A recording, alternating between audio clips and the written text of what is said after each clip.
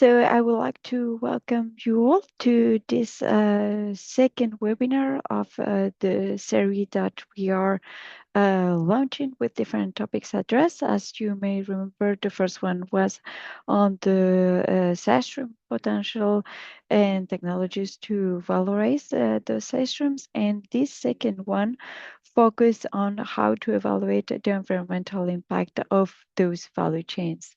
So for this aim, we have together with us Yasmin, our colleague from SEGIC, that will provide the context associated to this topic. So uh, she will explain those contents, and then we will have a couple minutes to ask questions.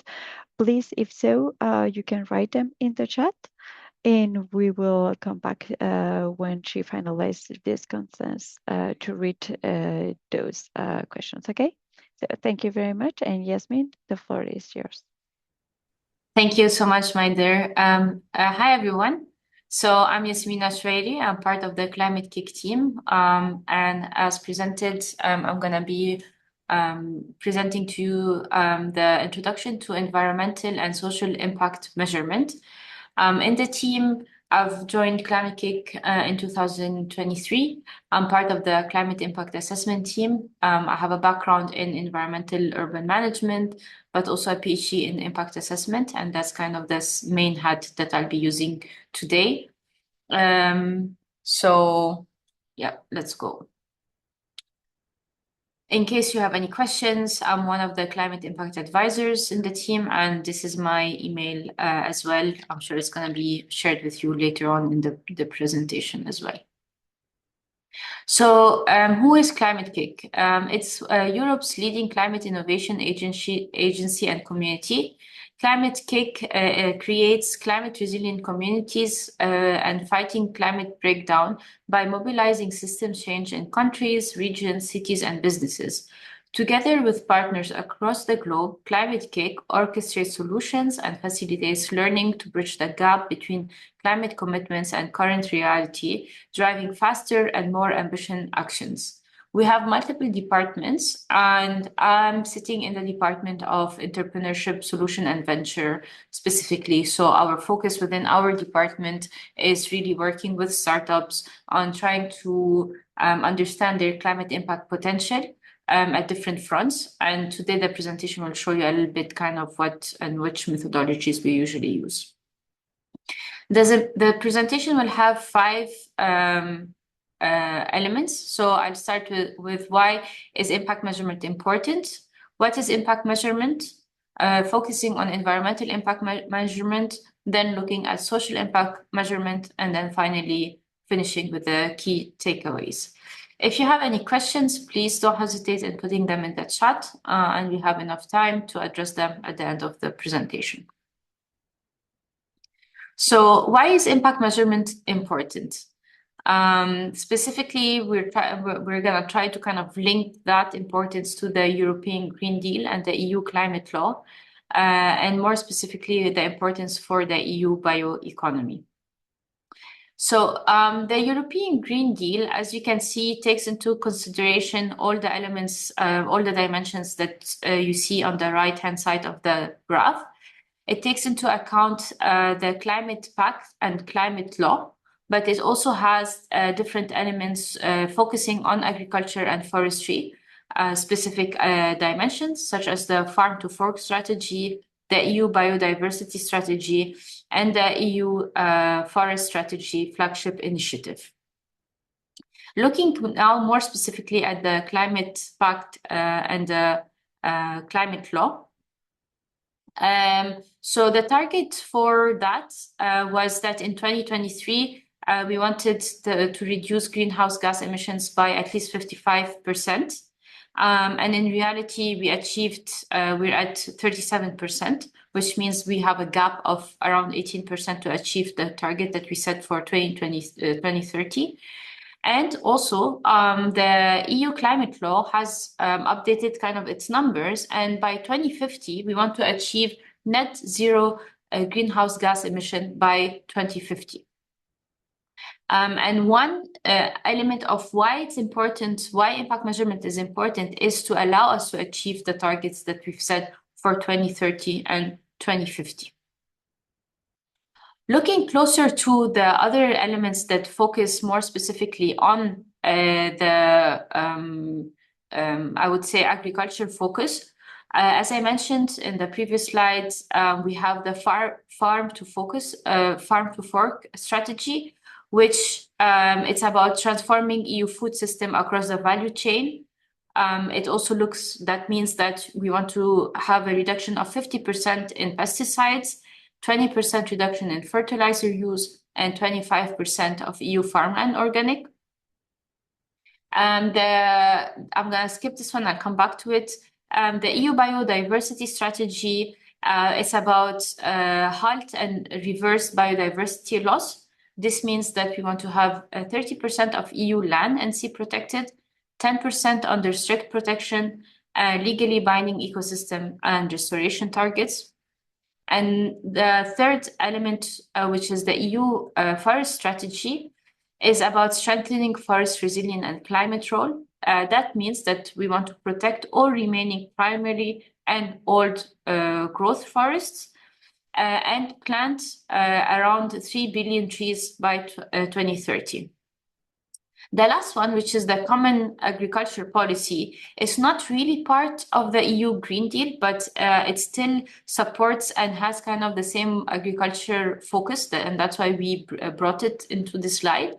It's about enabling sustainable farming while securing farm income. This means that we want to have around 25% of CAP spending for eco schemes, and then 35% of rural development funds for climate, environment, and animal welfare. So this is kind of a brief understanding of where does the EU Green Deal, let's say, how it focuses on, and where does the and how. Hello. Sorry, Yasmina, there was a problem with your of noise, but now it's fine. Continue, please. Yeah, I could feel it. It kind of was bumpy. Okay. So this is where the EU Green Deal kind of has elements that focus also on agriculture. So that's one thing. And then if we look at that, so within agriculture, the member states don't expect this to happen because we won't be able to meet the target, which makes it even more important for the bioeconomy to hit the targets.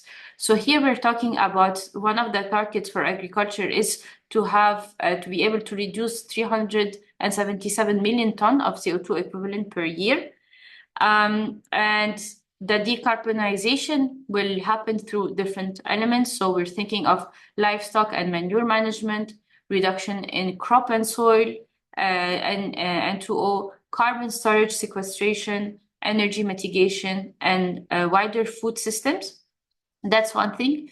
And then the land use change and forestry, the target is to be able to reduce around 243 million tons of CO2 equivalent per year on average. And by 2030, the target is to reach around 310 million tons of greenhouse gas emissions that are expected to be removed.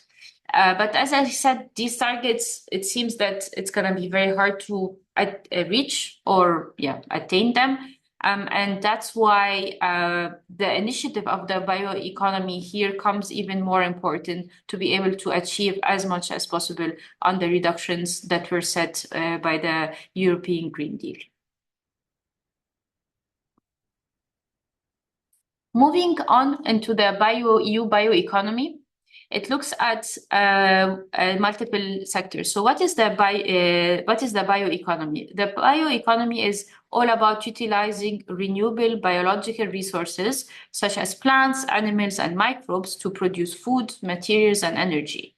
The EU bioeconomy encompasses a wide range of sectors from farming, forestry, to cutting-edge biotech and bio-based industries. You'll find it in everything from sustainable packaging and bio-based plastics to wooden built and algae-based cosmetics. In the EU, it's worth around 2.4 trillion euros. And some of the sectors that we see here are listed, such as agriculture, forestry, fisheries, food, bio-based industries, and bioenergy. And within biomass, we're looking at food and feed, materials and chemicals, products, and energy.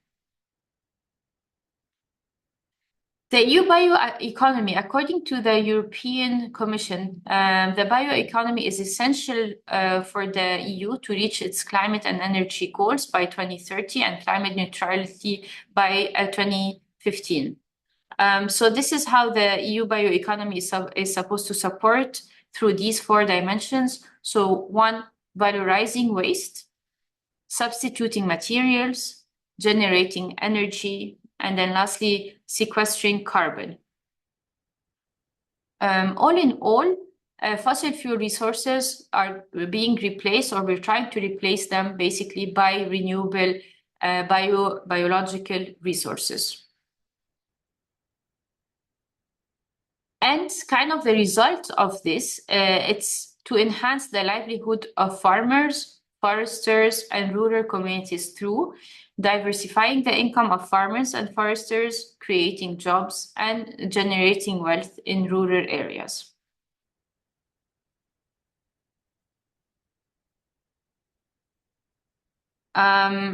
So to ensure that the solutions to contribute to the EU climate goals and to understand to what extent and level we're able to, on one hand, measure what we have, but also to see how much we're going to be able to reach our targets.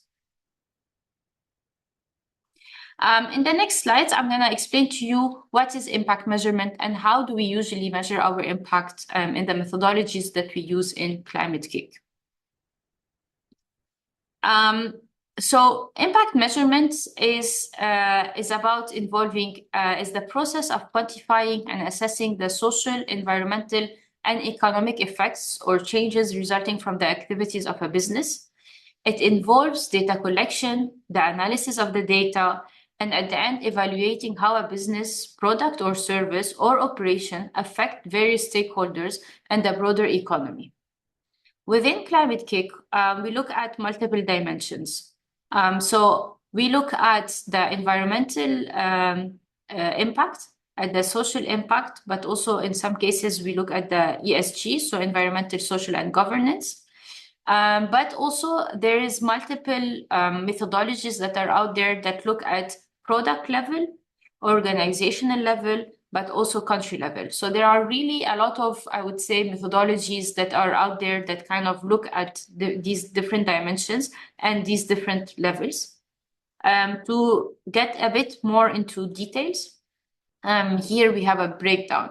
So when we're talking about environmental, we are looking mainly at the product carbon footprint or environmental footprint of a product.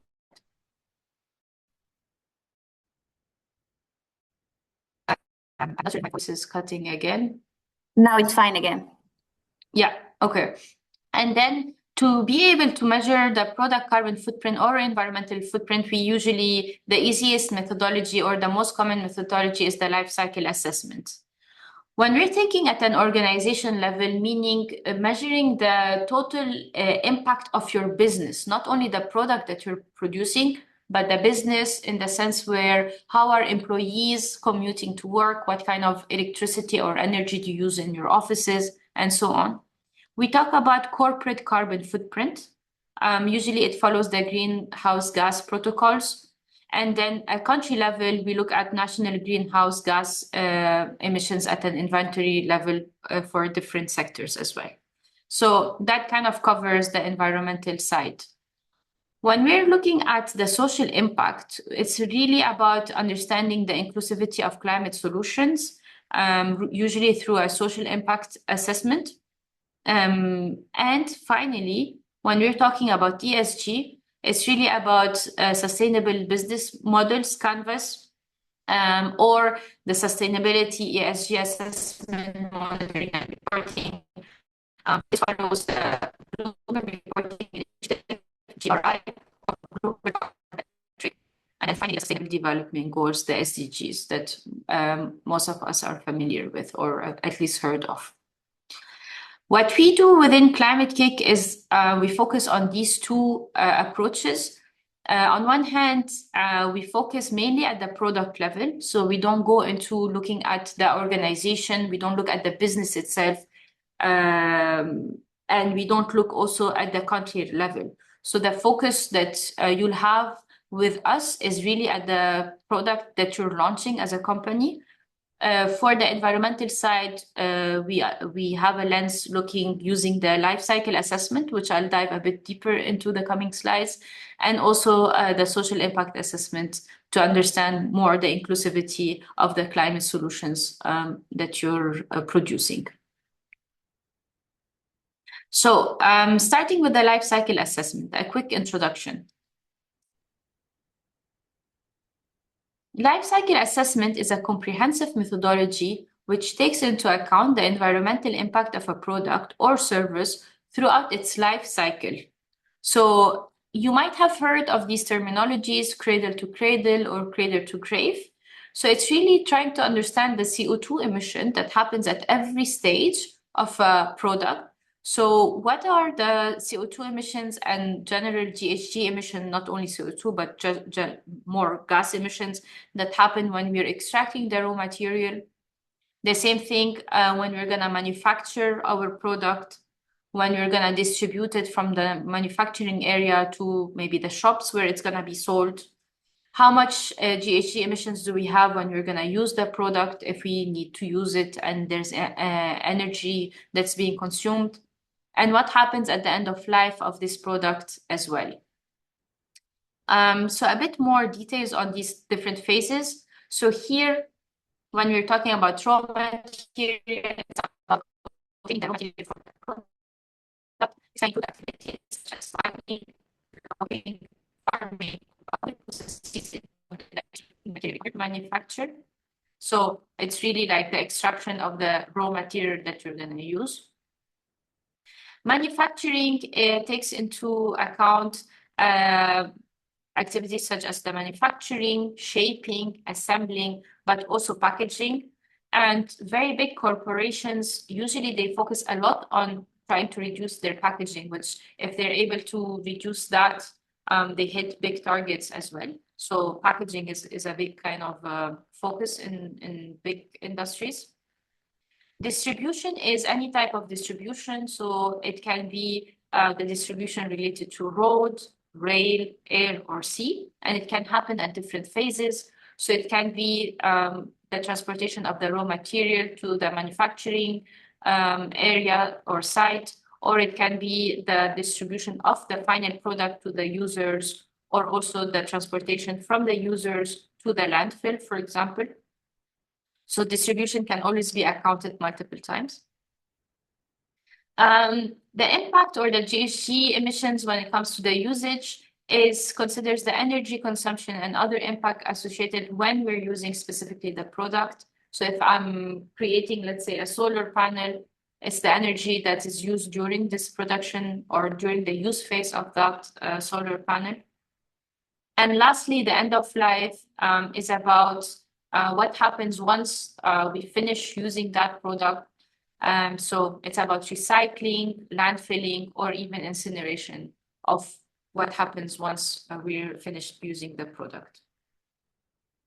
Within Climate Kick, we use a comparative LCA. So it involves comparing the environmental impact of a product or a service with another similar or comparable product or service. So the idea is what we want to try to do, if we're comparing apples to apples, we want to try to show why your specific product or why your apple in that example, what are the environmental advantages of your specific product? And that's why we use a comparative LCA. So we push companies whenever we're starting the assessment phase to look at what's the status quo, so or the market leaders or the industry average of a similar product in the market. Or sometimes we even ask the startup, if your product didn't exist, what would be the alternative in the market? And then based on that, we ask them to do kind of the a comparative analysis. We try to push for the most fair comparison to make sure that on one hand, it's a fair comparison. On the other hand, it really highlights the assets and the advantages of the product that you have. We have a case study here. I'm going to try to see if probably maybe I need to stop sharing or share with sound. Let me see. Where's the share?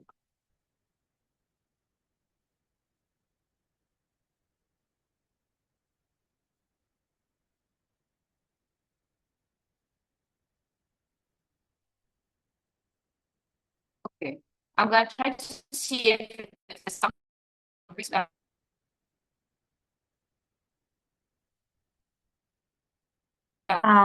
no, it doesn't work.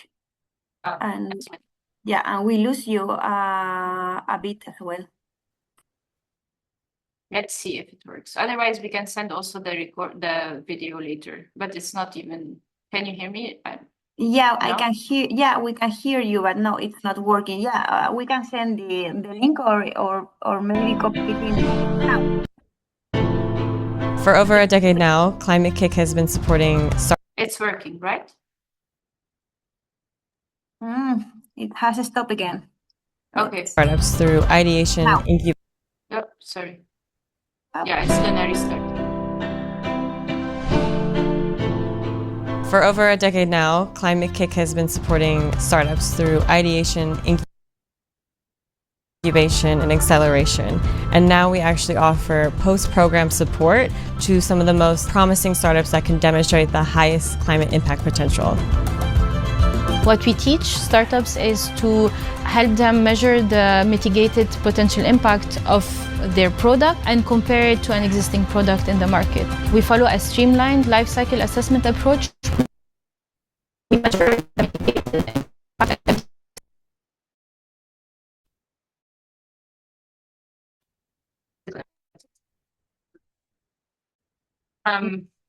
Let's try again. Yeah, not Stage working. at production, at manufacturing, at use and after use of a product. Was really useful in helping us understand the potential that our business can have on the carbon emissions reductions. But it also helped us map out the future for our business and a series of KPIs on hitting these climate objectives. The impact assessment was really, really important for us as it really gave us credibility with investors. We have the technical expertise, we've developed easy-to-use methodologies and enable startups by teaching them to calculate and assess the climate impact of the products that they want to launch in the market.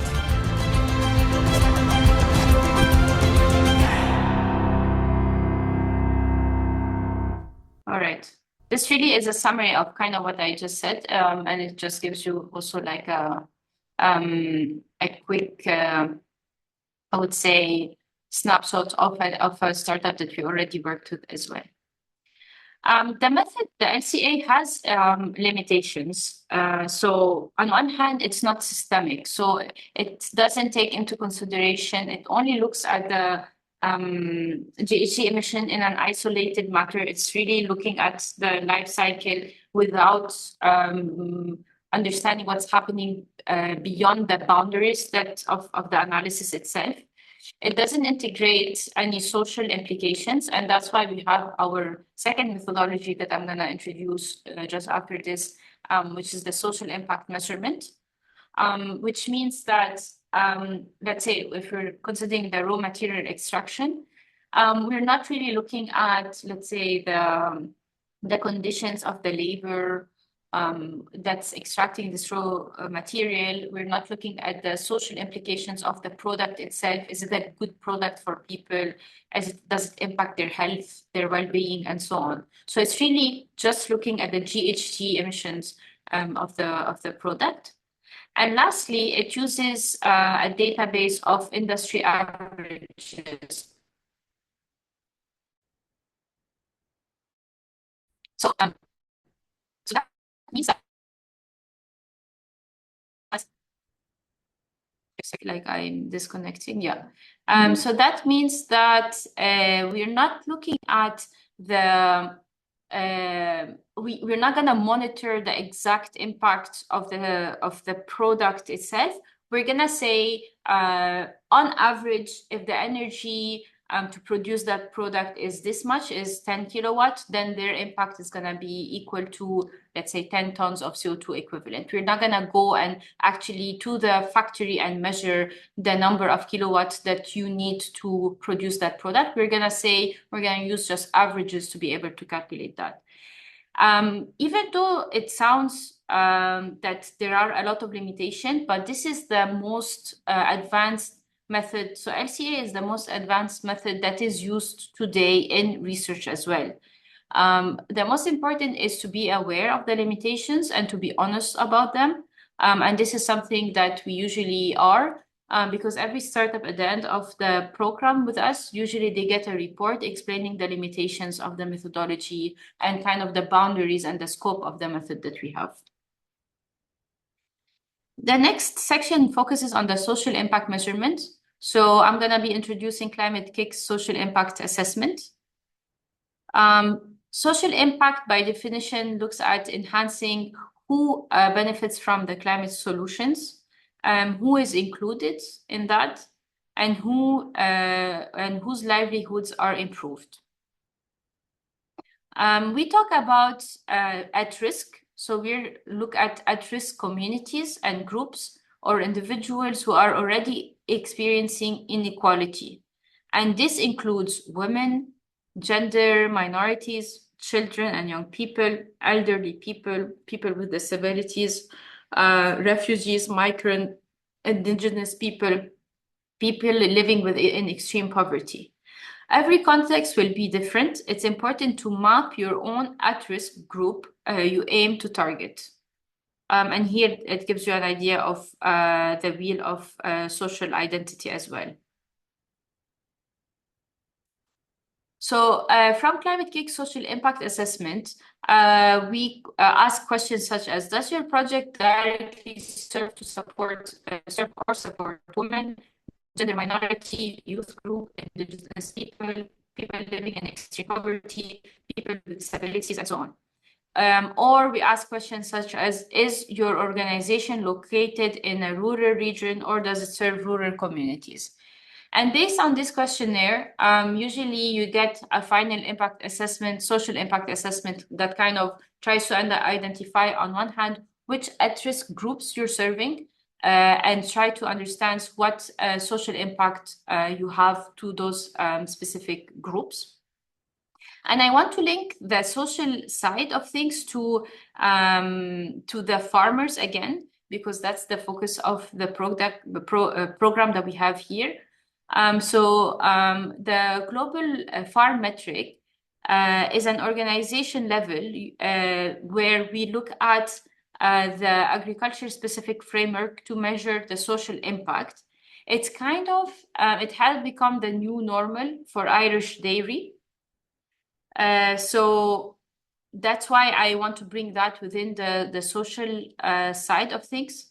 So the global farm metric is a whole farm outcome-based sustainability framework developed by the Sustainable Food Trust to measure environmental, social, and economic performance in an integrated way, providing a common language for farmers, businesses, policymakers, and financiers. So here, it has more dimension, but here are only focusing on the social ones. So we look at farmers and workers, such as looking at demographic, health, well-being, work, environment, and knowledge and skills, and then also community at large, so employment opportunities, knowledge and skills, resource sharing, cultural assets and activities. The vision for the new normal for Irish dairy and looking more on the social pillar, it's about promoting the well-being of individuals and communities. So looking at meaningful job, resilient livelihood for farming households, good health and well-being for farms, social and cultural capital of rural communities. There are other pillars in that, such as inspiration pillar, environmental pillar, economic pillar. And the tool is a qualitative farm level self-assessment tool. So at the end, it's also kind of a questionnaire that are usually sent out to farmers, where they kind of fill in the information that they have, and it allows them to kind of self-assess and understand at what level they're impacting positively or maybe negatively the social pillar that they have.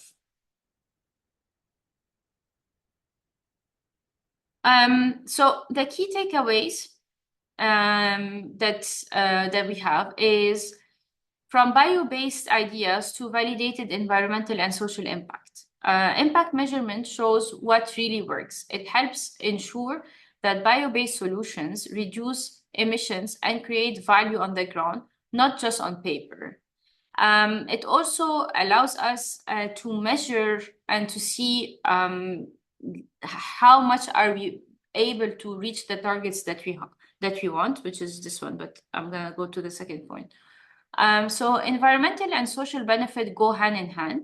Cutting greenhouse gas emissions and improving circularity should also strengthen jobs, income, and rural communities. It allows us to speak to the EU policy and set the direction for the Green Deal, the CAP, bioeconomy strategies. So by 2030 and 2050, solutions are expected to deliver measurable climate, biodiversity, and social benefits. But it also, by measuring them, it allows us to understand if we're hitting the target, yes or no. Within Climate Kick, we use the life cycle assessment, which helps compare solutions. It shows whether new products perform better than today's practices, but results need careful interpretation. Climate impact alone is not enough. And as we said, LCA do not capture social impact, which is why inclusivity, livelihood, and community resilience must also be assessed. Primary producers are central to the impact. So real impact measurement looks beyond the product to farming systems, looks into supply chains and rural households. All in all, bioeconomy giants supports moving from assumptions to evidence, validating environmental and social impact where it matters most, is in real value change with farmers and foresters. And usually what is very helpful is, at the end of programs, companies have a report that summarizes the results that they have, but also the methodologies behind the results as well. It really helps them in speaking with investors if it's needed. It really helps them in their marketing messages or marketing campaign, because it allows them to speak of the results, but also to justify and explain how they got those results. So that's pretty much it. And here you'll have the email address of my colleague Lisa, who is on sick leave. But if you have also any questions, you could send an email to Lisa or to myself as well, which I've shared my contact details at the beginning.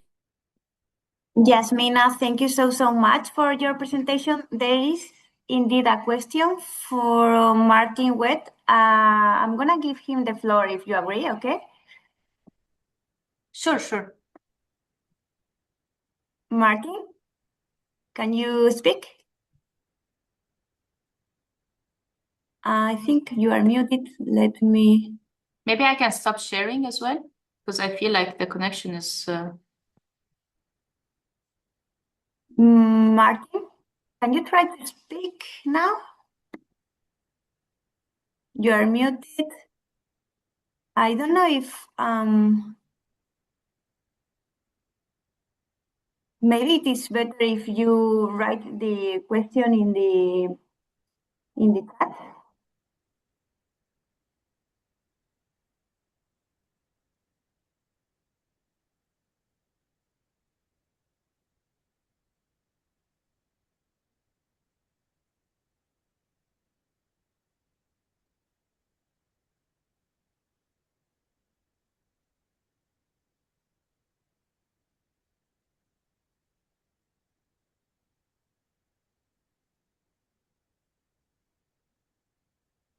I'm not sure because I give you the floor, but I'm not sure if he can write in the chat.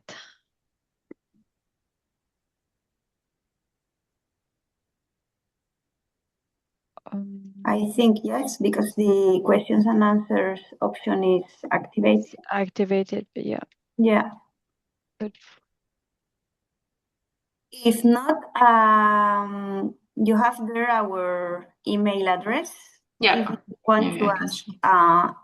anything, yeah. So we should maybe, Maider and Yasmina, close the session here. of course.